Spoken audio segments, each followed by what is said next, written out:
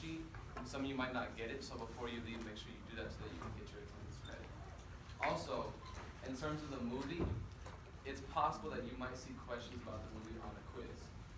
So if you want to take notes, that's up to you. If you feel like you can watch it, pretty much remember anything, that's fine as well. When I took the class, I didn't take notes. But you could see questions on the quiz. So other than that, yes. Okay, is it a documentary that like I'm good at? I'm not sure, I haven't seen it. We watched different movies when I took the class. Okay. So it'll be my first time seeing it too. Anybody else have a question? The examine life.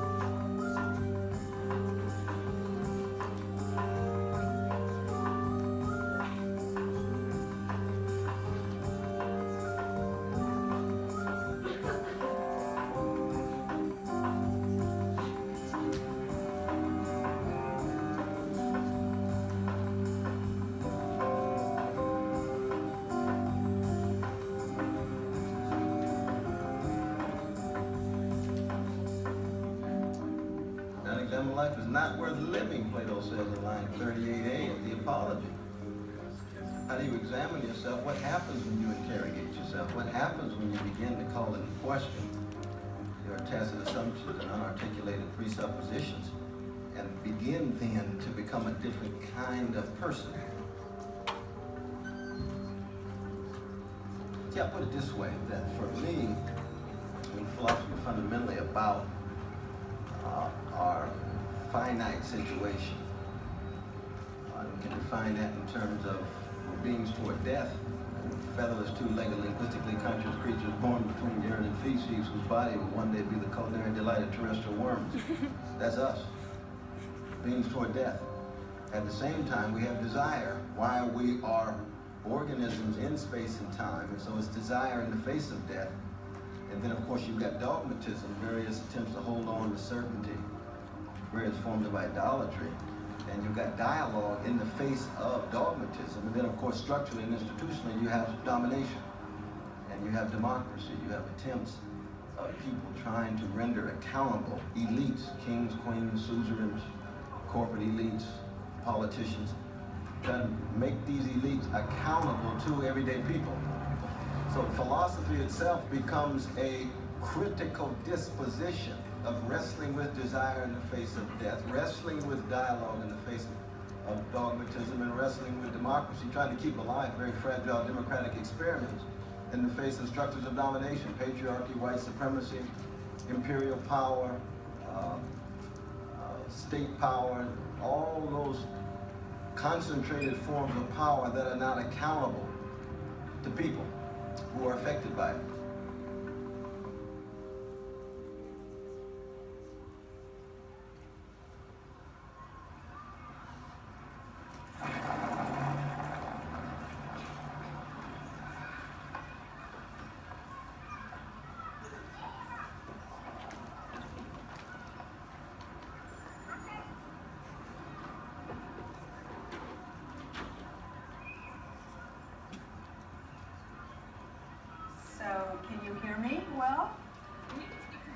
Good, very good. Wonderful. Okay. So I was trying to figure out what you were getting me into here and how we're implicated in this walk. I was going to interview you and ask you what you thought you were doing. I'm specifically thinking about the challenge of making a film about philosophy, which obviously has a spoken element, but is typically written. And book form allows you to explore something so in depth, 300, 400, 500 pages, exploring a single concept.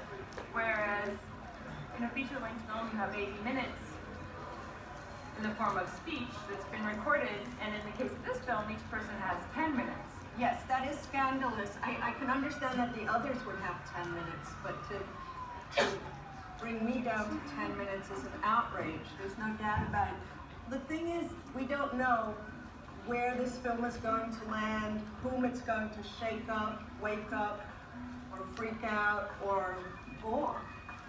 But even boredom as an offshoot of melancholy would interest me as a response to these dazzling utterances that we're producing. But I would say that even if philosophy, and don't forget that Heidegger ditched philosophy for thinking, because he thought philosophy as such was still too institutional, academic, too bound up in knowledge and results, too cognitively inflected. So he asked the question, what is called thinking? And he had a lot to say about walks, about going on paths that lead nowhere. One of his important texts is called Hauswege, which means a path that leads nowhere. In Greek, the word for path is methodos. So we're on the path.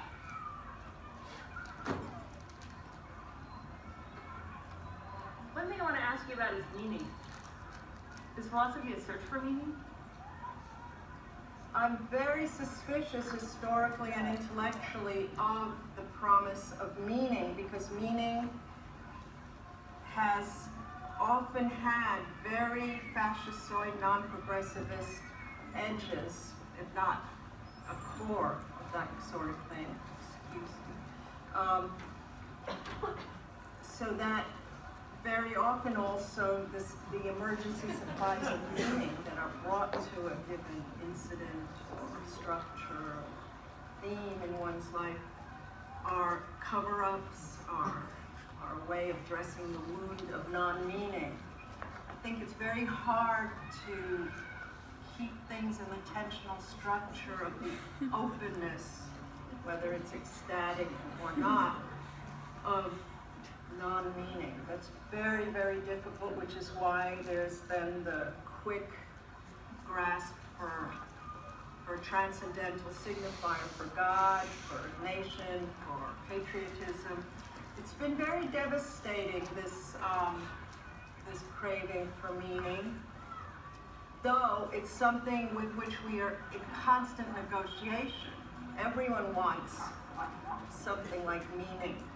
But when you see these dogs play, why reduce it to meaning rather than just see the arbitrary eruption of something that can't be grasped or explicated, but it's just there in this kind of absolute contingency of being.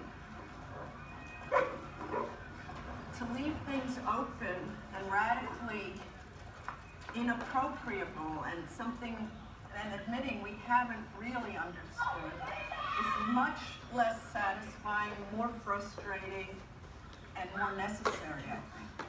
You know, and that's why I think a lot of people have been fed and fueled by promises of immediate gratification in thought and food and junk and so on, junk thought, junk food, and so on. So there's a politics of refusing that gratification. And I know that's crazy making, but I think that's where we have to pull the brakes.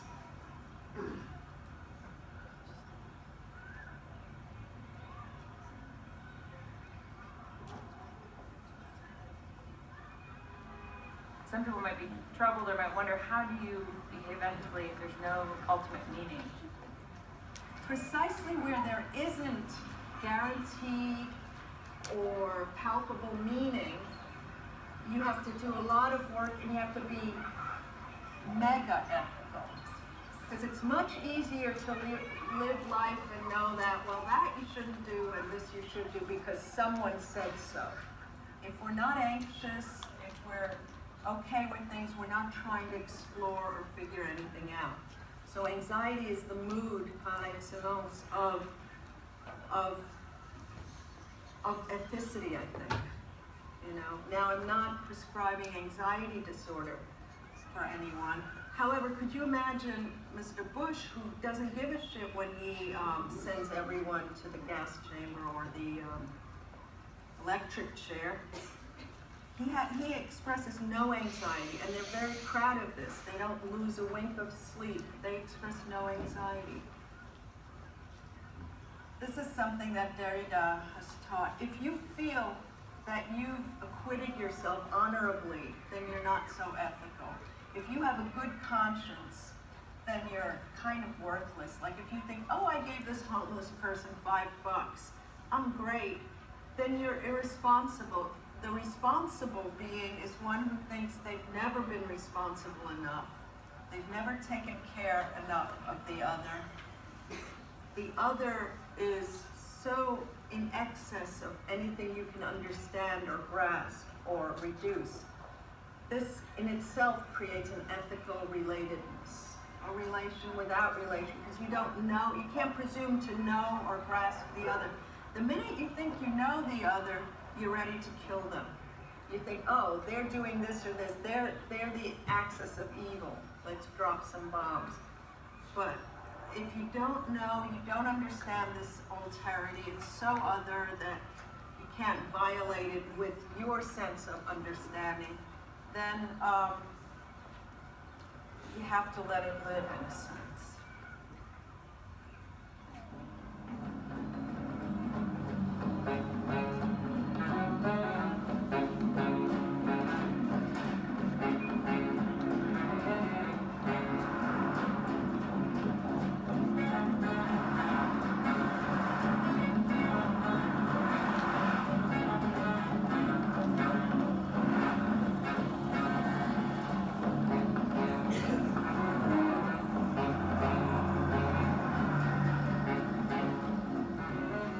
This is the center of one of the world's richest countries and one of the most expensive places there, and that raises an ethical issue. I mean, there are people who have the money to buy at these stores, and we don't seem to see any kind of moral problem doing that. But what I want to ask is, well, shouldn't they see some sort of moral problem about that? Isn't there a question about what we should be spending our money on? So we're outside Bergdorf Goodman, where they've got a display of Dolce & Gabbana shoes. And it's kind of amusing to me because about 30 years ago I wrote an article called Famine, Affluence and Morality, in which I imagined that you're walking past a shallow pond, and as you walk past it you notice that there's a small child who's fallen into the pond and seems to be in danger of drowning. And you look around to see where the parents are, and there's nobody in sight. You realize that unless you wade into this pond and pull the child out, the child is likely to drown. There's no danger to you because you know the pond is just a shallow one, but you are wearing a nice pair of shoes and they're probably going to get ruined if you wade into that shallow pond. So, of course, when I ask people this, you know, they always say, well, of course, forget about the shoes, you've just got to save the child, that's clear. And then I stop and say, okay, well, I agree with you about that. But for the price of a pair of shoes, if you were to give that to Oxfam or UNICEF or one of those organizations, they could probably save the life of a child, maybe more than one child, in a poor country where children are dying because they can't get basic medical care to treat very basic diseases like diarrhea or whatever else it might be. And that's really one of the reasons why I think it's interesting to be here on Fifth Avenue talking about ethics. Because ethics is about the basic choices that we ought to make in our lives, and one of those choices is how do we spend our money?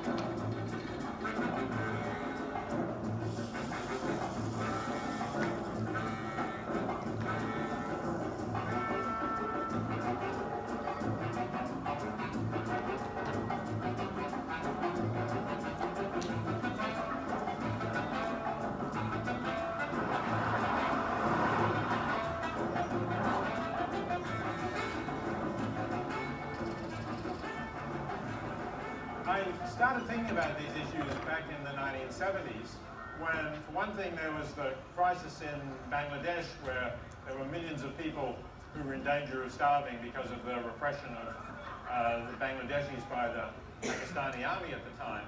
And that made me think about our obligations to help people who were in danger of starvation.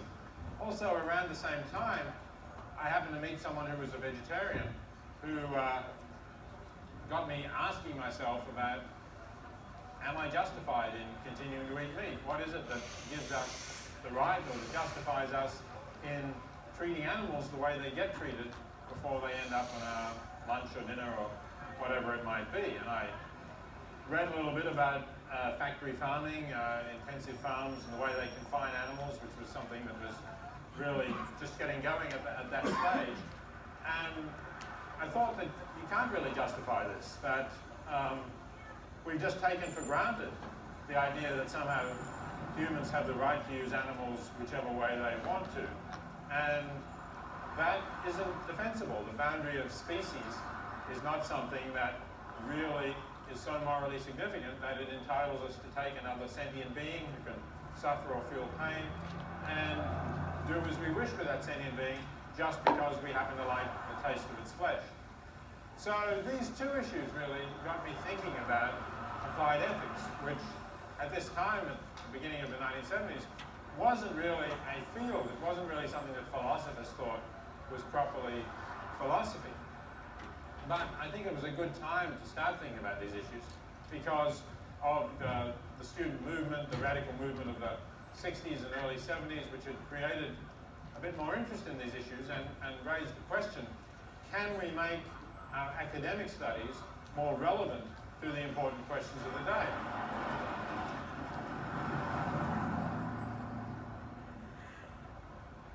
When you do apply ethics, you often find that thinking things through leads you to challenge common sense morality. And of course, this is consistent with a very ancient philosophical tradition. It's exactly what happened with Socrates. When he started asking people about what is justice, they thought they knew what justice is, and then they started thinking about it and they realized they didn't understand it. And of course, Socrates ended up having been forced to drink hemlock because he was accused of corrupting the morals of the youth. Now, fortunately, that doesn't happen to philosophers today, but it could well be said that, from a conservative point of view, applied ethics does corrupt morals, or not corrupt is the wrong word, but it certainly challenges morals and might lead us to think differently about some things that we have held very dear for a long time. A lot of people think that you can only have ethical standards if in some way you're religious, you believe that there's a God who handed down some commandments or inspired some scriptures which tell you what to do. I don't believe in any of that. I think ethics has to come from ourselves, but that doesn't mean that it's totally subjective. That doesn't mean that you can think whatever you like about what's right or wrong. When you start to look at issues ethically, you have to do more than just think about your own interests. You have to ask yourself, how do I take into account the interests of others? What would I choose if I were to be in their position rather than my position?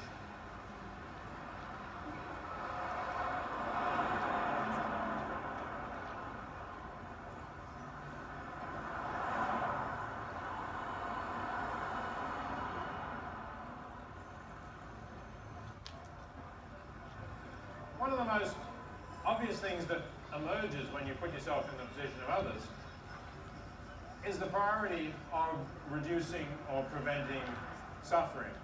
Because ethics is not just about what I actually do and the impact of that, but it's also about what I omit to do, what I decide not to do.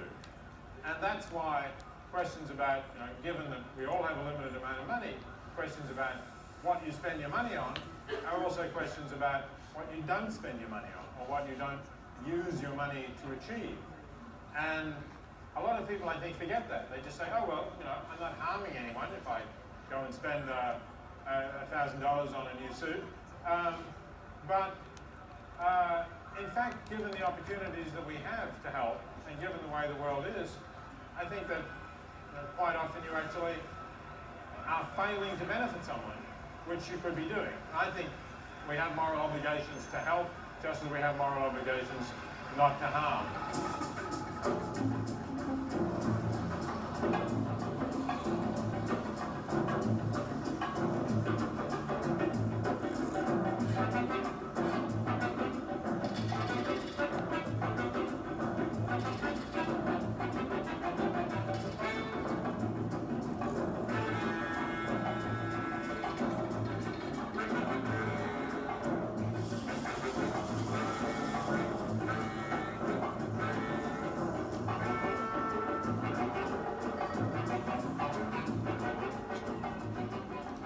Over the thousands of years of history and development of philosophy, a lot of philosophers have asked, does life have a meaning? What is it?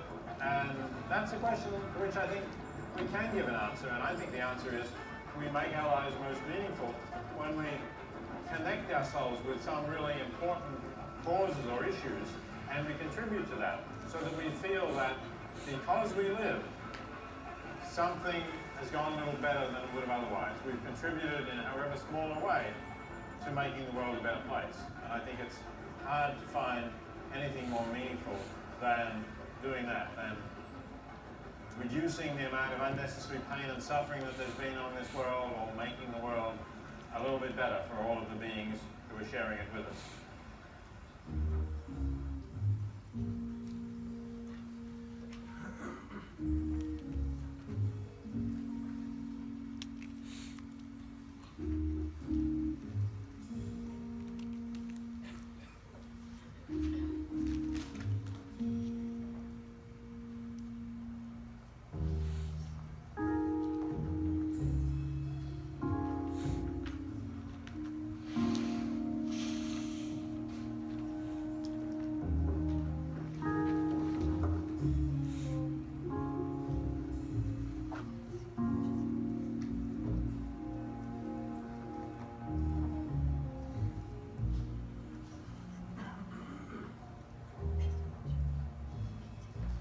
I started thinking about the difference between the context in which we evolved as a species and the present, in this age of globalization.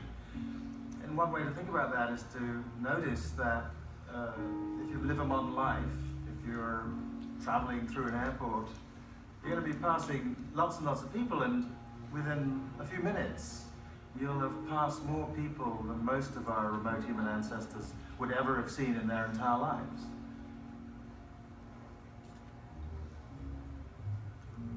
As an American, you exist in this kind of virtual relationship with 300 million people. If you're lucky enough to be Chinese, your virtual relationships are with, soon 1.5 billion people or something like that. So I think that's a way of dramatizing, I think, the challenge that we face. We're good at small face-to-face stuff. That's what we were made for. We know how to be responsible for children and parents and cousins and friends, but we now have to be responsible for fellow citizens, both of our country and fellow citizens of the world.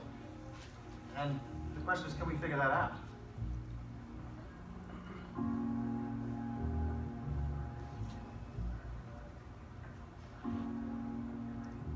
Cosmopolitanism comes from the Greek phrase cosmopolites, which means citizen of the cosmos, of the world.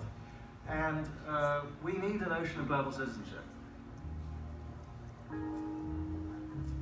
The cosmopolitan says you have to begin by recognizing that we're responsible collectively for each other, as citizens are. But second, cosmopolitans think that it's okay for people to be different. They care about everybody, but not in a way that means they want everybody to be the same or like them. Whereas there's a certain kind of philosophical universalism, which is often associated with evangelizing religions, where, yeah, we love everybody, but we want them to become like us in order to love them properly. There's a great German proverb which says, "Und willst du nicht mein Bruder sein, so schlage ich dir den Schädel ein." If you don't want to be my brother, I'll bash your skull in. And that's the opposite of cosmopolitanism. It's the university that says, yeah, I want you to be my brother, but on my terms. Now, if you think that everybody's entitled to be different, right, it can produce a kind of cultural relativism in which you say, whatever they want to do, that's fine. You know, there's no place for me standing outside to make any moral judgments, any ethical judgments about what they're up to. So that's kind of one position that I want to distinguish myself from. I think that it's very important that in the global conversation of human beings that cosmopolitans recommend, one of the things we're doing is exchanging ideas about what's right and wrong, and that it's perfectly appropriate to do so.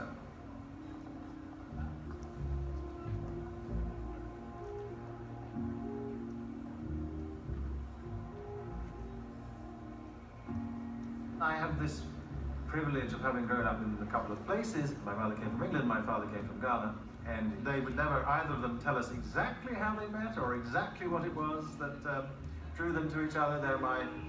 My father always said that my mother had a splendidly un-English behind, that it was, she had a more African behind, and he found that attractive. So I don't know. Anyway, it happens that in a shanty where I grew up, kinship, that is the family, is organized in a very different way from the way that it's organized in England. We're what anthropologists call matrilineal.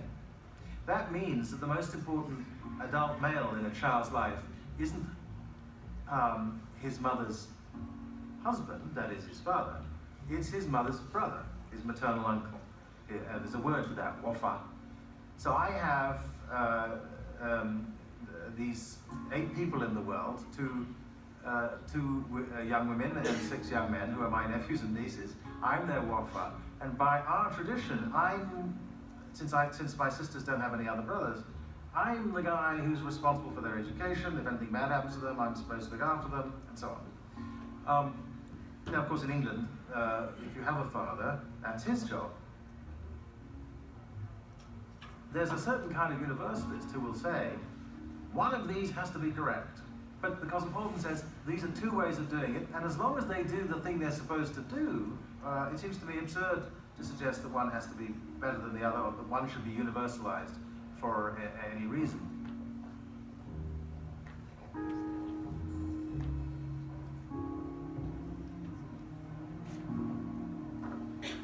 One thing that people talk about all the time these days is conflicts of values across cultures, and often people think they're kind of inevitably irreconcilable and that they're the root of all the difficulties in the world. And the first way I think you need to work to disentangle all the problems of that way of thinking is to recognize the huge diversity of values by which people are guided. We're different.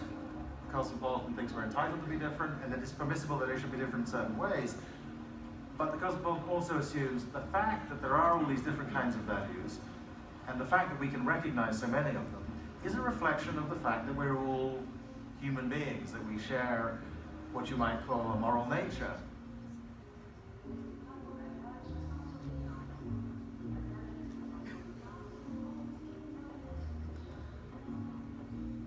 Our responsibilities aren't just to 100 people whom we can interact with and see, and that's, I think, the great challenge. And cosmopolitanism, for me, is meant to be an answer to that challenge. It's meant to say, you can't retreat to the 100.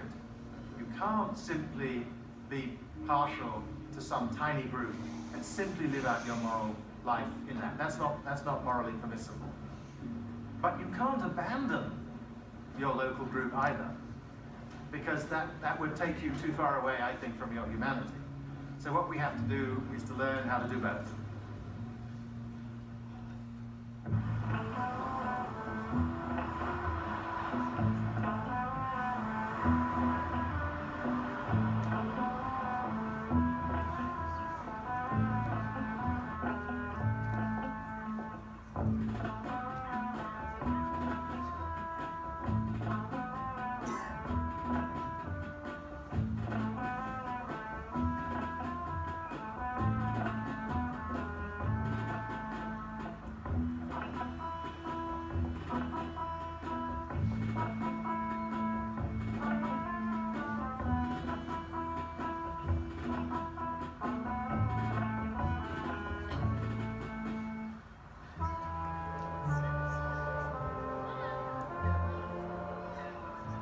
Aristotle had the ingredients of the theory of justice that I think is very powerful, and that is that it's the job of a good political arrangement to provide each and every person with what they need to become capable of living rich and flourishing human lives. Now, of course, he didn't include all the people, but he at least had that idea of supporting human capability. That's the foundation of my own approach. Now then, in the 17th and 18th centuries, a very powerful new approach came on the scene, and that was the social contract approach. Hobbes, Locke, Rousseau, Kant.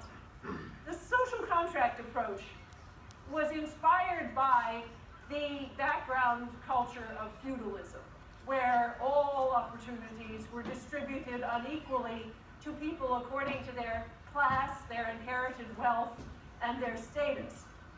And so what these theorists said is, try to imagine human beings stripped of all those inherited advantages, placed in what they called the state of nature, where they had only their natural body and their physical advantages, and try to imagine what kind of arrangements they would actually make.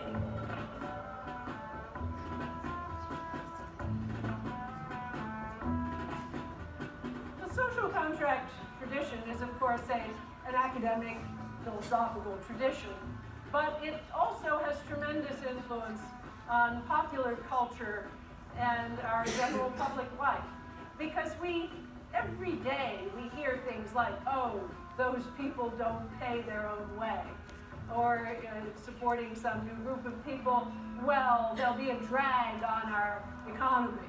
So the idea that the good member of society is a producer who contributes advantage to everyone, that is a very live idea, and it lies behind the decline of welfare programs in this country.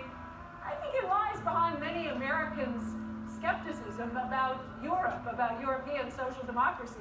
You hear terms like, oh, the nanny state, as though there was something wrong with the idea of maternal care as a conception of what society actually does. We also see it in another way in images of who the real man is. The real man is sort of like these people in the state of nature. He doesn't deeply need anyone. He isn't bound to anyone by ties of love and compassion. He's the loner who can go his own way, and then out of advantage he'll choose to have certain kinds of social arrangements.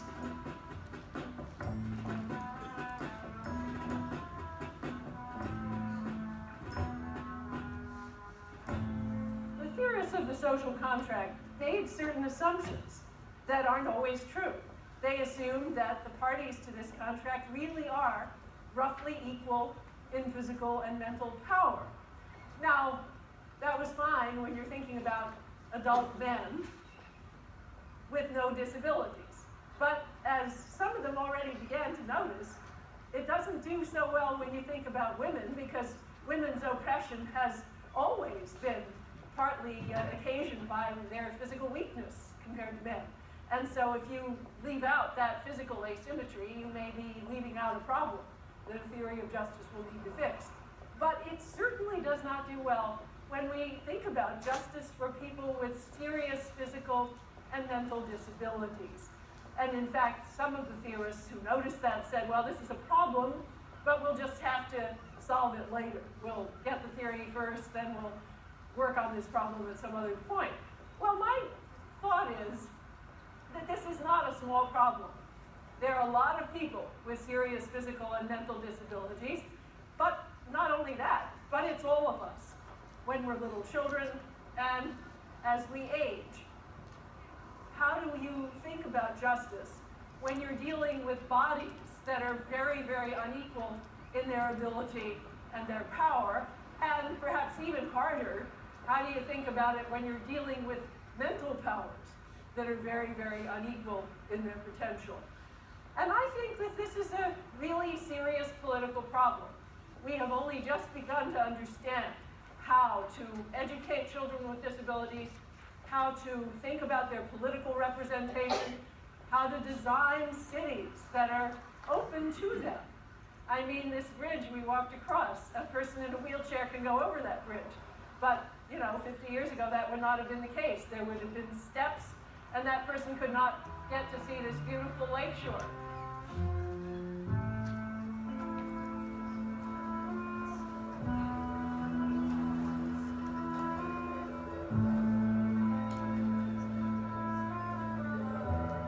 The capabilities approach, as I've developed it as a theory of justice, begins with the idea that all human beings have an inherent dignity and require life circumstances that are worthy of that dignity. The areas of life that seem to me particularly important when we think about the capabilities are, of course, life, this very most basic one, bodily health, bodily integrity, the development of the senses, imagination, and thought, the development of practical reasoning, the development of affiliations, both more informal in the family and friendship, but also in the political community, the development of the ability to play and have recreational opportunities, the ability to have relationships with other creatures and the world of nature, developing emotional capabilities, because I think a lot of theories leave out the fact that we don't want to have lives that are filled with fear, for example.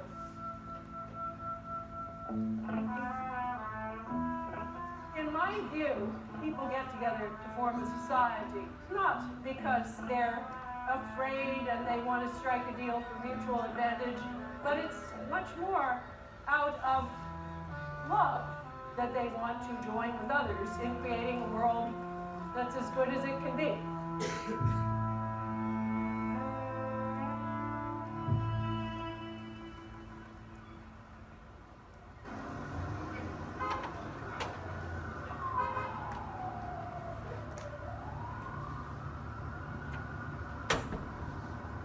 So, do you have to go to school to be a philosopher?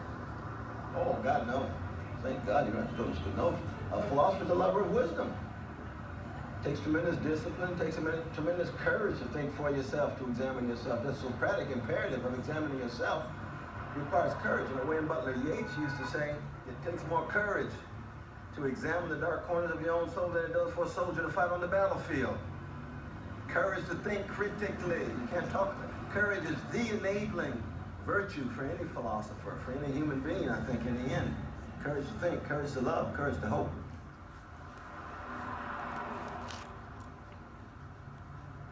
Plato says philosophy is a meditation on and a preparation for death. And by death, what he means is not an event, but a death in life, because there's no rebirth, there's no change, there's no transformation without death. And therefore the question becomes, how do you learn how to die? Of course, Montaigne talks about that, his famous essay, to philosophize is to learn how to die. You can't talk about truth without talking about learning how to die. I believe that Theodore Adorno was right when he says that the condition of truth is to allow suffering to speak. That gives it an existential emphasis, you see. So that we're really talking about truth as a way of life as opposed to simply truth as a set of propositions that correspond to a set of things in the world. Human beings are unable to ever gain any monopoly on truth, capital T. We might have access to truth, small t, but they're fallible claims about truth. We could be wrong, and to be open to revision and so on.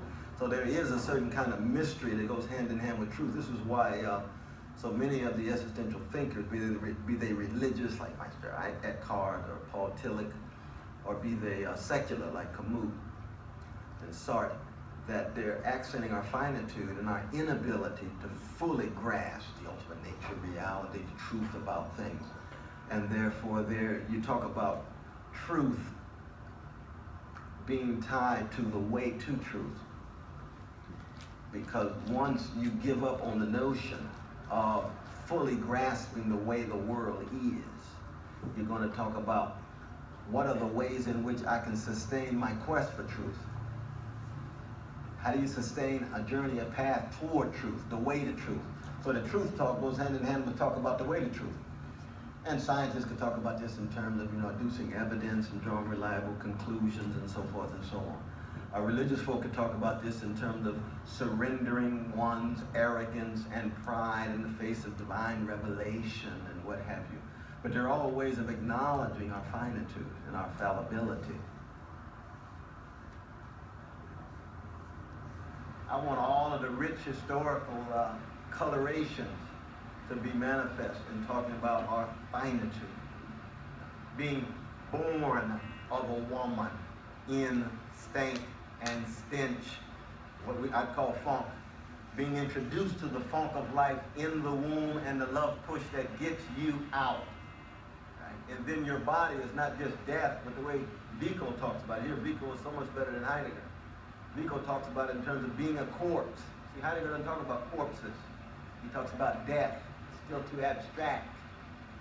Absolutely. Read the poetry of John Donne. He'll tell you about corpses that decompose. Well, see, that's history. That's the raw, funky, stanky stuff of life. That's what bluesmen do. See, that's what jazzmen do. See, I'm a blues man in the life of the mind. I'm a jazz man in the world of ideas. Therefore, for me, music is central. So when you're talking about poetry, for the most part, Plato's talking primarily about words. Whereas I talk about notes, I talk about tone, I talk about temper, I talk about rhythms.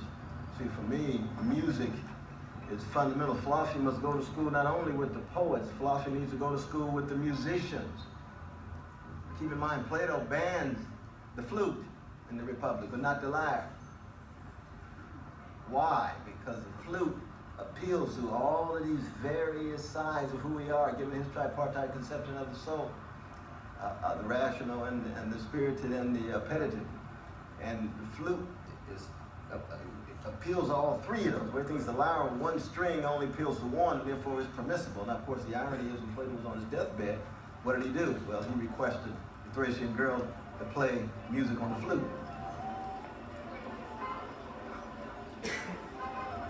I'm a Christian, I'm not a Puritan. I believe in pleasure. And orgiastic pleasure has its place. Intellectual pleasure has its place. Social pleasure has its place. Televisual pleasure has its place. I like certain TV shows. My God, when it comes to music, Beethoven's 32nd Sonata, Opus 111, unbelievable aesthetic pleasure.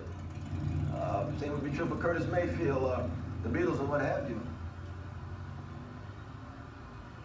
There's a certain pleasure of the life of the mind that cannot be denied. It's true that you might be socially isolated because you're in the library at home and so on, but you're intensely alive. In fact, you're much more alive than these folk walking these streets of New York in crowds, which is no intellectual interrogation and questioning going at all. But if you read, John Ruskin, or you read a Mark Twain, or Herman Melville, you almost had to throw the book against the wall because you're almost so intensely alive that you need a break. You're electrified. Exactly. It's time to take a break and get a little dullness in your life. Take Moby Dick, throw it against the wall, the way Goethe threw von Gleiss's work against the wall. It was just too much. It reminded Goethe of the darkness that he was escaping after he overcame those suicidal impulses when he saw as a young brother in the 1770s and made his move toward neoclassicism in Weimar. There are certain things that make us too alive, almost. It's almost like being too intensely in love. You can't do anything. It's hard to get back to Chronos. It's hard to get back to everyday life, you know what I mean? That kairotic dimension of being in love with another person. Everything is so meaningful, you want to sustain it. You just can't do it. You got to go to the bathroom, have a drink of water, shit.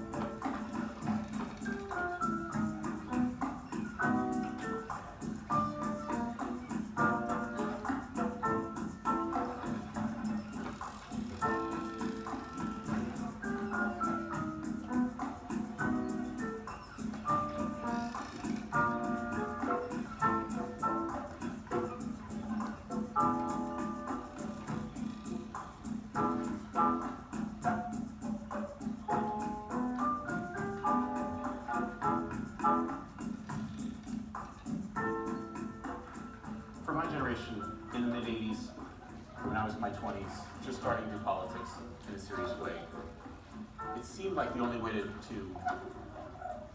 the only outlet for revolutionary desire was to go to Central America and to somehow participate in, or at least observe, their revolutions.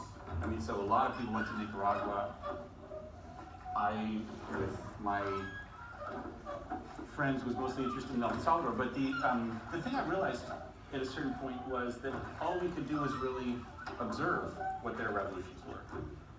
And the defining moment for me came in a meeting in El Salvador with a group of students at the University of El Salvador. And at a certain point, a friend there said, look, we're really grateful for these North American comrades who come to help us, but what would be really best for us is if you all would go home and make revolution in the US. That would really be better than trying to come help us here. And it was true, of course. I don't think any of these North Americans were particularly helpful in Nicaragua and El Salvador, etc.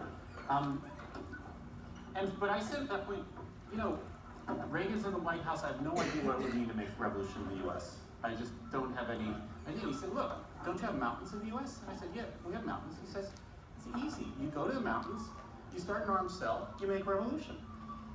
And I thought, oh shit, you know, that it just didn't correspond to my reality. Like those notions of constructing the armed cell, especially constructing the armed cell in the mountains and then sabotaging things, it didn't make any sense at all. So we really had no idea how to do it. Not just we didn't know practically, like we didn't know which rifles to take up in the mountains. It's the whole idea of what it involved was lacking, and required a real conceptual rethinking.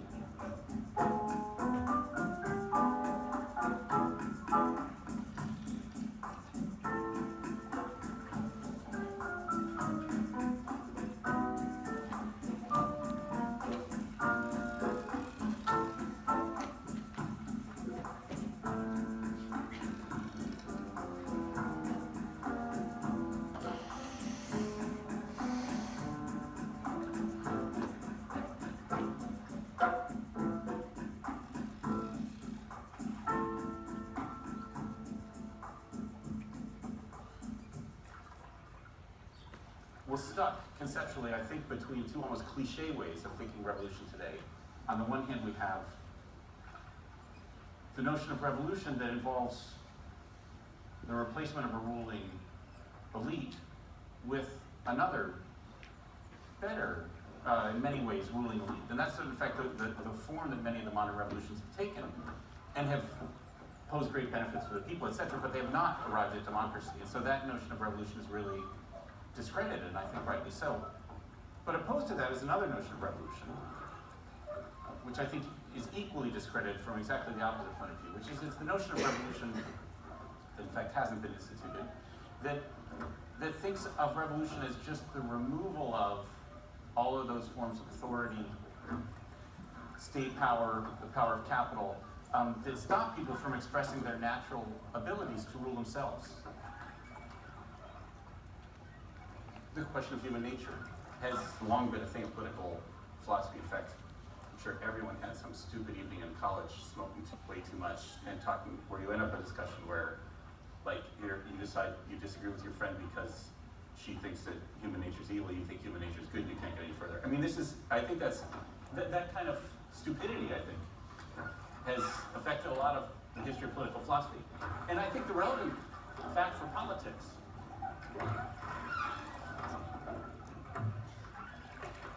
running aground.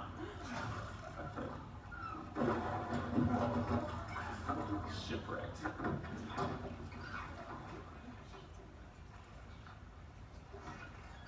The relevant fact for politics is really that human nature is changeable.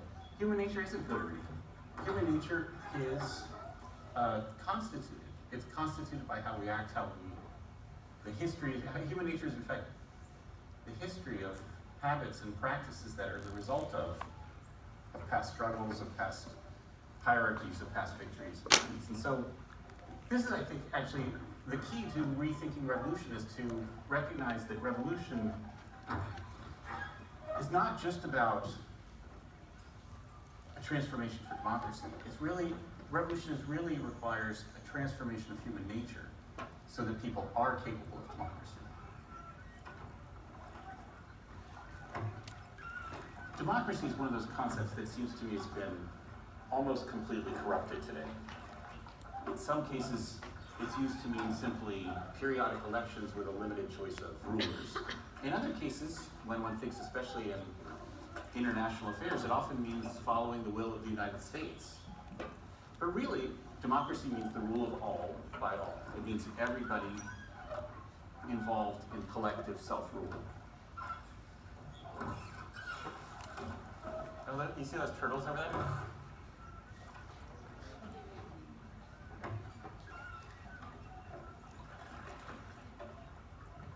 How do you transform human nature so that people will be capable of democracy? Lenin's solution to this problem is a properly dialectical one. He thinks, and this is in large part what the Soviets enact, that there has to be a negation of democracy, call it dictatorship of the proletariat, some sort of hegemonic state, that would then operate the transition, that would transform human nature, then to eventually arrive at the time when people are capable of democracy, the state's no longer necessary, etc. It's probably the dialectical nature of this that seems to me mistaken. How do people learn democracy? How does human nature change to become capable of democracy? Not by its opposite. It can only be done in a sort of positive development. You can only learn democracy by doing it. And so that seems to me the conception, the only way it seems to me today to be able to rehabilitate the conception of revolution. Revolution then today refuses that dialectic between purgatory and paradise that's rather instigating utopia every day. There's something that feels immediately quite inappropriate about talking about revolution on such a, what would be sort of like aristocratic almost, I mean not even bourgeois, aristocratic location. You know, rowing on a beautiful pond in a park with the rich of New York all around it. It seems like kind of an absurdity. Well, where would we pick that would be the revolutionary spot? But then that would be cliche already. Here the cliche would be that you choose as a visual site either a scene of poverty or a scene of labor and production. Because then you would show the ones who would benefit from it and even the subjects, some of the actors that would conduct it. But it strikes me in another way that it might be appropriate to work against such a conception of revolution as loss and as deprivation. It makes little sense to me to say revolution can't be made in the United States, or revolution can't be made in Europe because everyone's too comfortable, because they have too much to lose, etc. They too have an enormous amount to gain. When we say a better world is possible, we don't just mean a better world for those who are least off today. We mean a better world for all of us.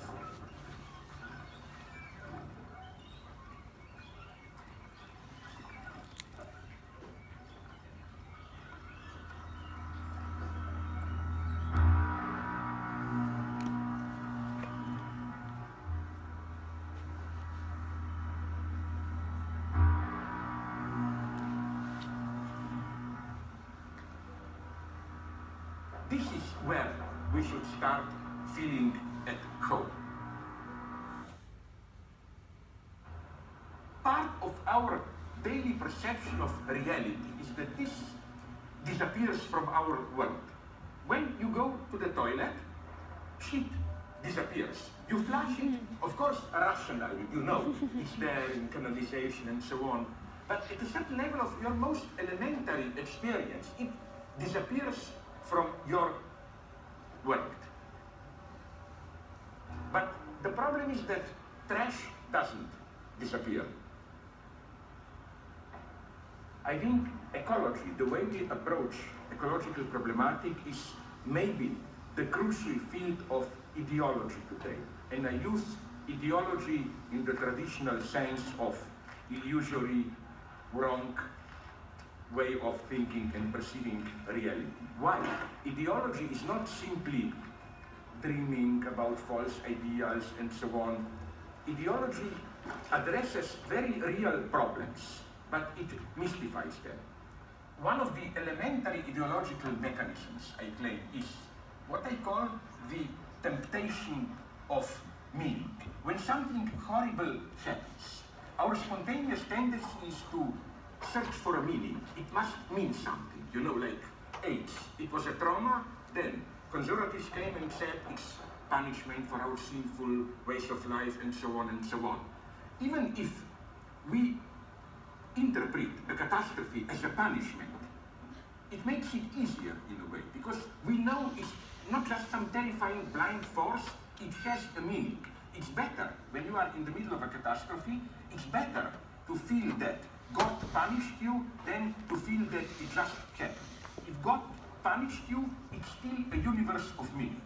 And I think that that's where ecology as ideology enters.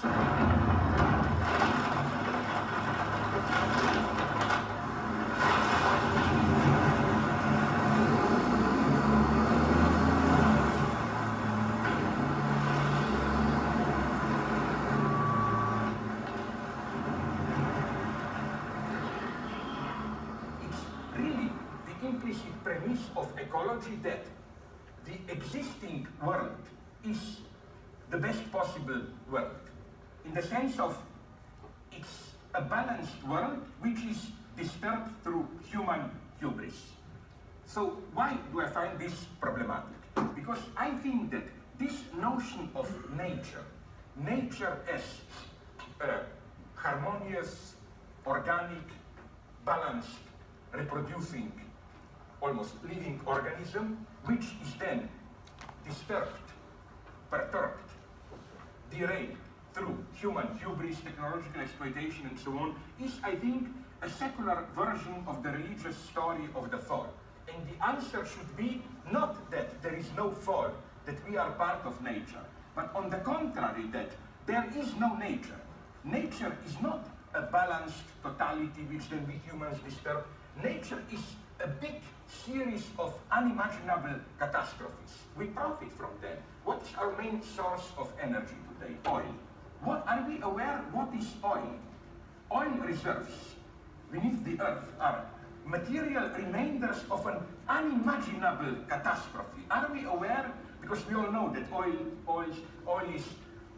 is composed of the remainders of animal life, plants, and so on and so on. Can you imagine what kind of unthinkable catastrophe had to occur on Earth? So that's good to remember.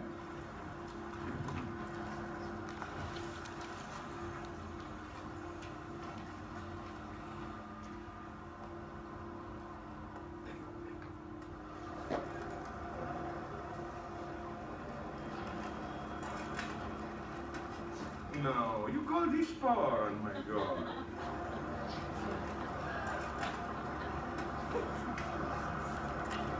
You can have a half of a hamburger, then some cheese sandwich, then you can have a muffin and some juice.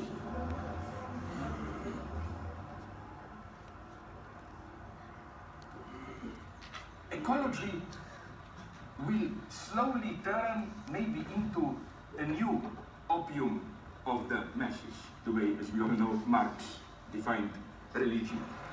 What we expect from religion is a kind of an unquestionable highest authority. It's God's word, so it is, you don't debate it. Today, I claim ecology is more and more taking over this role of a conservative ideology. Whenever there is a new scientific breakthrough, biogenetic development, whatever, it is as if the voice which warns us not to trespass, violate a certain invisible limit, like don't do that, it would be too much. That voice is today more and more the voice of ecology, like don't mess with DNA, don't mess with nature, don't do it. This basic conservative, partly ideological mistrust of change. This is today's ecology.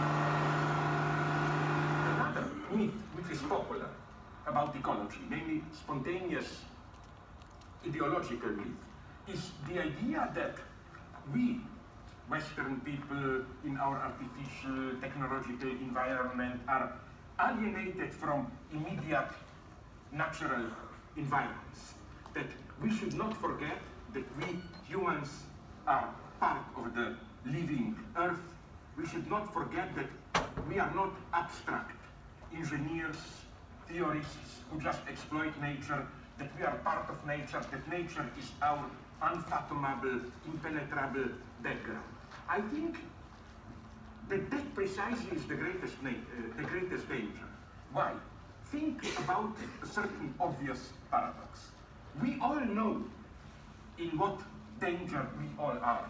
Global warming, possibility of other ecological catastrophes, and so on and so on. But why don't we do anything about it? It is, I think, a nice example of what in psychoanalysis we call disavowal.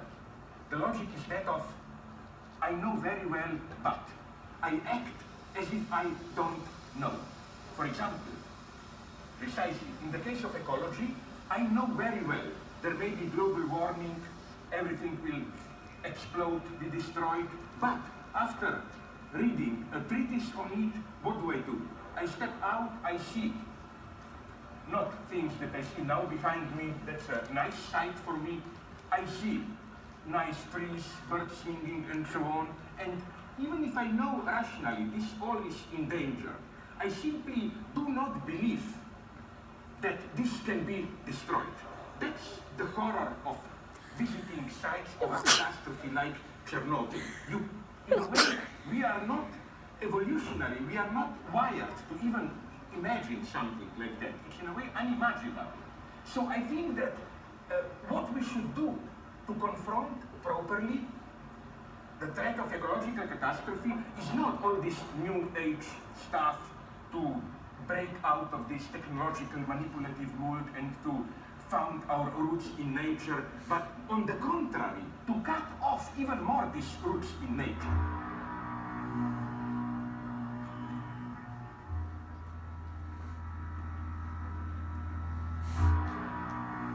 We need more alienation from our life world, from our, as it were, spontaneous nature. We should become more artificial.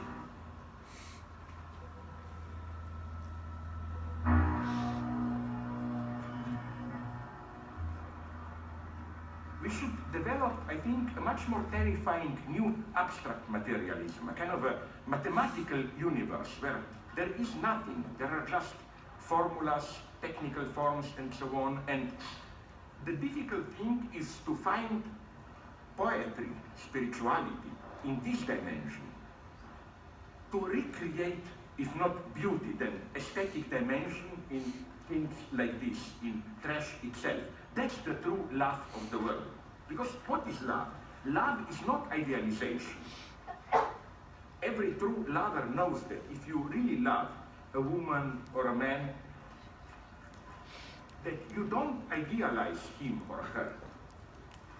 Love means that you accept a person with all its failures, stupidities, ugly points, and nonetheless, the person is absolute for you.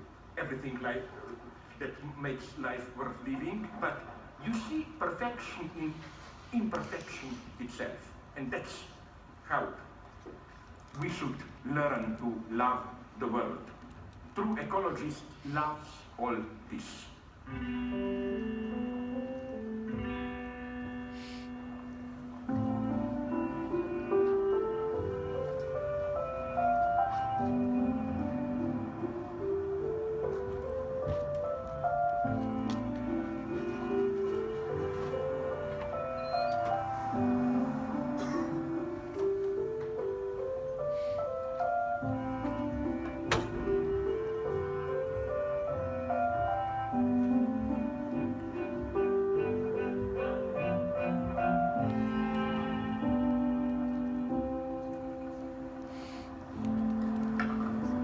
We should take this walk together.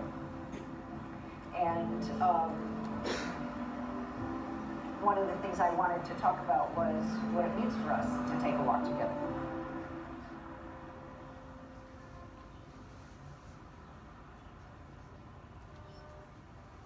When I first asked you about this, you told me you take walks, you take strolls.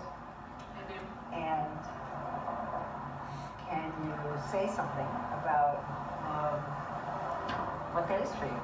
When do you do it and how do you do it? And what words do you have for it? I think that I always go for a walk, probably every day I Every go day? for a walk. And I always tell people that I'm going for walks, and I use that word. And most of the disabled people who I know use that term also. Which environments make it possible for you to take a walk?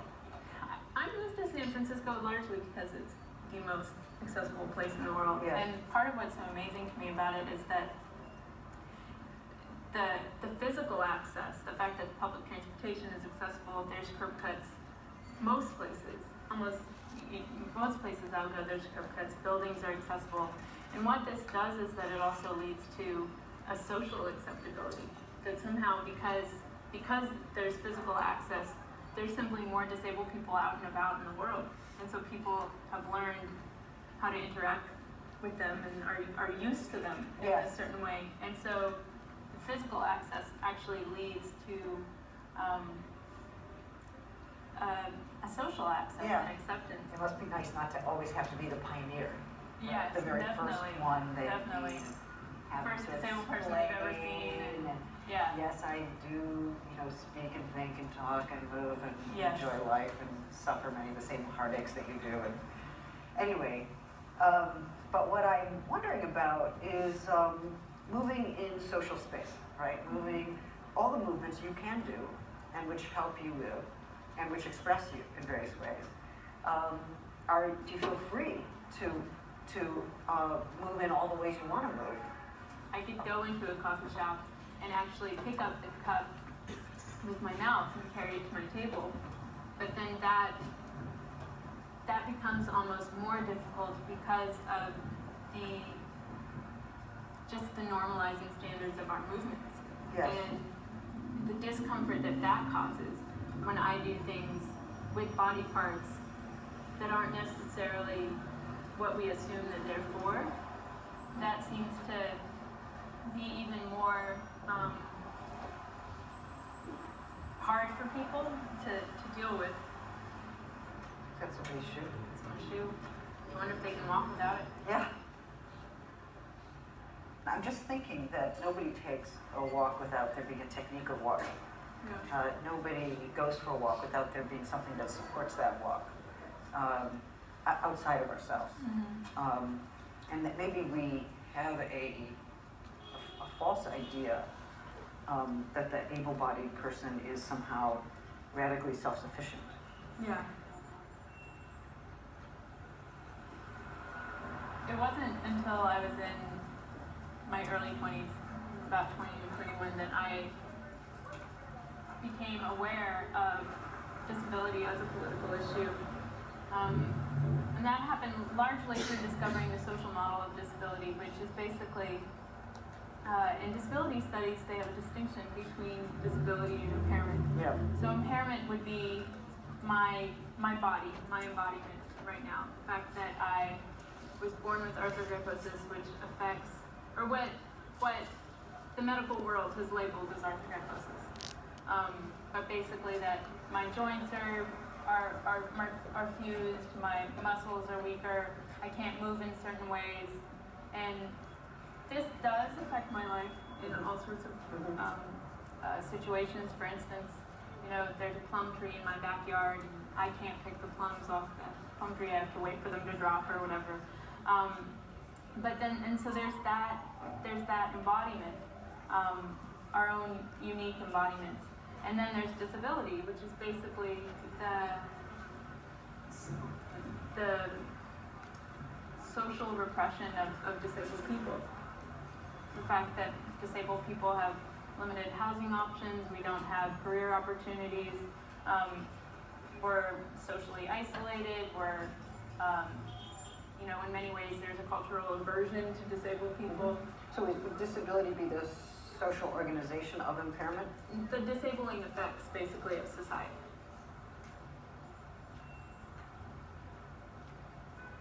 What happened? Did you come in contact with disability activists, or did you read certain things? I read a book review, actually. Oh, really? Yeah, I just read a book review, and when that happened, I lived in Brooklyn, and I would really try to make myself go out and just order a coffee by myself. Yes. And I would sit for hours beforehand in the park, just trying to get up the nerve to do that. Oh. In a way, it's a political protest for me to go in and order a coffee and demand help, simply because, in my opinion, help is something that we all need. Yes. And it's something that is looked down upon and not really taken care of in this society when we all need help. Yes. And we're all interdependent in Yes. all sorts of ways. Should we stop and get me something warm? I don't know. That's pretty Let's fancy. go find something to do. Yeah, I think it would probably fall off my shoulders. Although I guess we could try it on. Okay, so basically that's the back, yeah. That would be. Yep.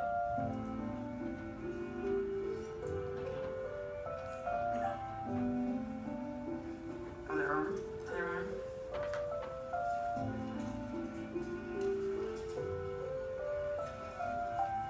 Yeah, I like it. It's stylish. It's very stylish.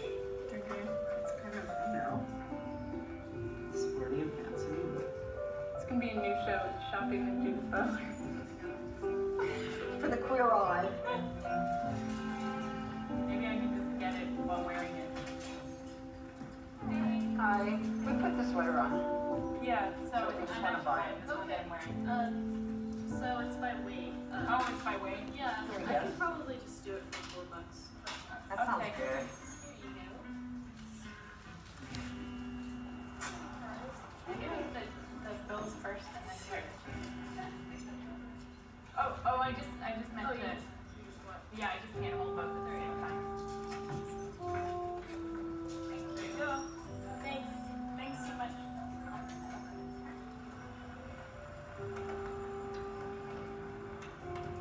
I think gender and disability converge in a whole lot of different ways. But one thing I think both movements do is get us to rethink what the body can do. There's an essay by the philosopher Gilles Deleuze called "What Can a Body Do?" And the question is supposed to challenge the traditional ways in which we think about bodies, right? We usually ask, what is a body, or what is the ideal form of a body, or, what's the difference between the body and the soul, and that kind of thing. Yeah. But what can a body do is a different question.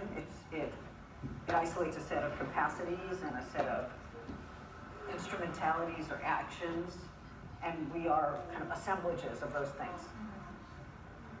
And I like this idea. It's not like there's an essence, and it's not like there's an ideal morphology. What a body should look like. It's exactly not that question. Yeah. Yeah. Or what a body should move like. And one of the things that I found in thinking about gender and even violence against sexual minorities or gender minorities, people whose gender presentation doesn't conform with standard ideals of femininity or masculinity, is that very often it comes down to how people walk, how they use their hips, what they do with their body parts, what they use their mouth for, what they use their anus for, or what they allow their anus to be used for. There's a guy in Maine who, I guess he was around 18 years old, and he walked with a very distinct swish, hips going one way or another, and very feminine walk. But one day, he was walking to school, and he was attacked by 3 of his classmates, and he was thrown over a bridge, and he was killed. And the question that community had to deal with, and indeed the entire media that covered this event, was, you know, how could it be that somebody's gait, that somebody's style of walking could engender the desire to kill that person? And that, you know, that makes me think about the walk in a different way. I mean, a walk can be a dangerous thing. I'm just remembering when I was little, when I did walk, I would be told that I walked like a monkey. And I think that for a lot of you know, disabled people, the violence and the sort of the hatred exists a lot in this reminding of people that our bodies are going to age and are going to die. And you know, in some ways I wonder also just, you know, just thinking about the monkey comic, if it is also a level of, and this is just a thought off the top of my head right now, but just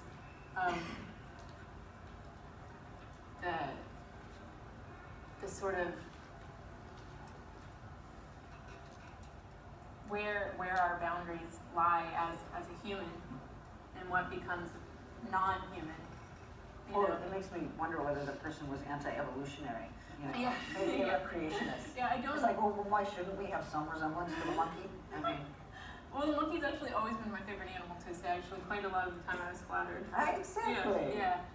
But that when in those in-between moments of, you know, in between male and female, or in between death and health, when do you still count as a human? my sense is that what's at stake here is really rethinking the human as a site of interdependency. Mm-hmm.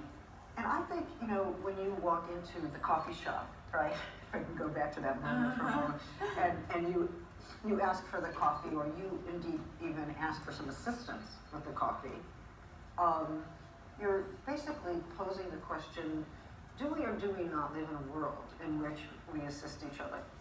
Yeah. Do we or do we not help each other with basic needs? And are basic needs there to be decided on as a social issue, and not just my personal individual issue or your personal individual issue? So, I mean, there's a challenge to individualism that happens at the moment in which you ask for some assistance with the coffee cup. Yeah, yeah. And hopefully people will take it up and say, yes, I too live in that world, Yeah. in which I understand that we need each other in order to address our basic needs. Mm-hmm. You know, and I want to organize a social political world on the basis of that recognition.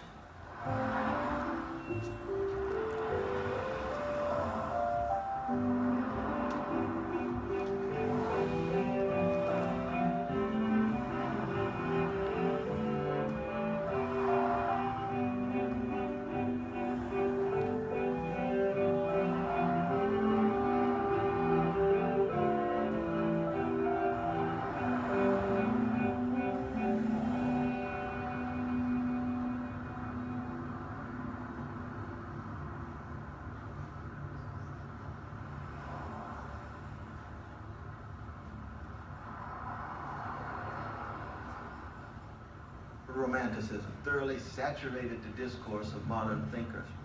Can you polarize? Can you make things whole? Can you create harmony? If you can't, disappointment. Disappointment is always at the center. Failure is always at the center. But where does the romanticism come from? Why begin with romanticism? See, I don't begin with romanticism. Oh, you remember Beethoven said on his deathbed, you know, said, I've learned to look at the world in all of its darkness and evil and still love it. And that's not romantic Beethoven. This is the Beethoven of the string quartets of 131, the greatest string quartet ever written, not just in classical music, but of course it's European forms. Beethoven is the grand master. But string quartet, you go back to those movements, there's no romantic wholeness to be shattered as in the early Beethoven. He's given up on that. This is where Chekhov begins. This is where the blues starts. It's where jazz starts. You think Charlie Parker's upset because he can't sustain a harmony? He didn't care about the harmony. He's trying to completely ride on the dissonance, ride on the blue notes. Of course, he's got harmony in terms of its interventions here and there. But why start with this obsession with wholeness, and if you can't have it, then you're disappointed and want to have a drink and melancholia and blah, blah, blah, blah, blah.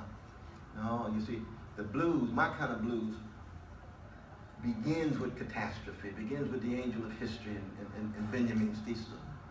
It begins with the pile of wreckage on one pile on another. That's the starting point. The blues is personal catastrophe lyrically expressed. And black people in America and in the modern world, given these vicious legacies of white supremacy, it is how do you generate an elegance of earned self-togetherness so that you have a stick-to-itness in the face of the catastrophic and the calamitous and the horrendous and the scandalous and the monstrous.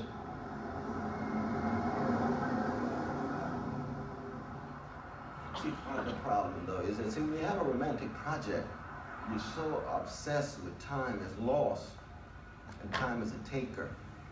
Whereas as a Jacobian Christian, I want to stress as well time as a gift and time as a giver. So that, yes, it's failure, but, how good is the failure? You've done some wonderful things. Now, Beckett could say, try again, fail better. But why call it failure? I mean, why not say you have a sense of gratitude that you're able to do as much as you did? You're able to love as much and think as much and play as much. Why think you needed the whole thing? You see what I mean? This is even disturbing about America. And of course, America is a romantic project. It's Paradiso, City on the Hill, and all this other mess and lies and so on. I said, no, America's a very fragile democratic experiment predicated on the dispossession of the lands of indigenous peoples and the enslavement of African peoples and the subjugation of women, the marginalization of gays and lesbians. That it had great potential, but this notion that somehow, we had it all or ever will have it all, it's got to go. You got to push it to the side. And once you push all that to the side, then it tends to evacuate the language of disappointment and the language of failure. And you say, okay, well, how much have we done? How have we been able to do it? Can we do more? Well, in certain situations, you can't do more. It's like trying to break dance at 75. You can't do it anymore. You were a master at 16. It's over. You can't make love at 80 the way you did at 20. So what? Time is real.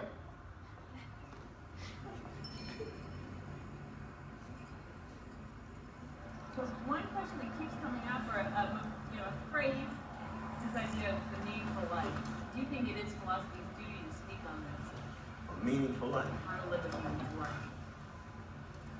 Is that even an appropriate question for a philosopher? No, I think it is. No, I think the problem of meaning is very important. Nihilism is a serious challenge. Meaninglessness is a serious challenge. Even making sense of meaninglessness is itself a kind of discipline and achievement. The problem is, of course, you never reach it. It's not a static, stationary telos or end or aim. It's a process that one never reaches. It's Sisyphean. You're going up the hill looking for better meanings or grander, more ennobling, enabling meanings, but you never reach it. In that sense, you die without being able to have the whole in the language of romantic discourse.